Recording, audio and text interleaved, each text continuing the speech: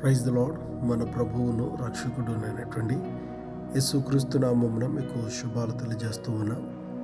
ఈరోజు దేవుని యొక్క వాక్యము కీర్తన భాగము 146వ కీర్తన 7వ వచనం. యెహోవా బంధించబడిన వారిని విడుదల చేయను. ప్రియమైన సహోదరి సహోదరుడా, మానవుని జీవితానికి అవసరమైన సంతోషకరమైన జీవితం దేవుడు అనుగ్రహించగలడు. బంధింపబడిన వారిని వారి బంధకములలో వేదనను, బాధను, కన్నీటిని అనుభవిస్తున్నటువంటి వారి జీవితాలపై దేవుని కనికరము వలన తిరిగి కన్నీటికి బదులు ఆనందాన్ని, సంతోషకరమైన సమృద్ధికరమైన స్థితికి దేవుడు వారిని నడిపించగలడు.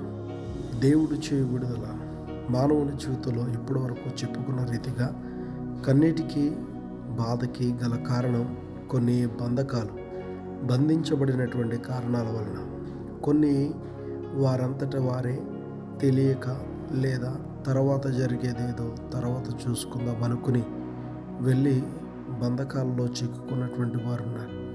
ఏది ఏమైనా బంధించబడినటువంటి బంధకములో అది ఎలాంటిదైనా దేవుడు ఆ బంధకము నుండి విడిపించుటకు సహాయం చేస్తాడు. నీకు కావలసినటువంటి విడుదల నీకు అనుగ్రహిస్తాడు. విడుదలలో ఉన్న ఆనందాన్ని అనుభవించుటకు బంధకముల నుంచి విడిపించగలిగిన దేవునికి నిన్ను నువ్వు అప్పగించుకో. దేవుని కార్యాన్ని నువ్వు చూడగలుగుతావు. అట్టి కార్యము దేవుడు నీ జీవితంలో జరిగించునుగా.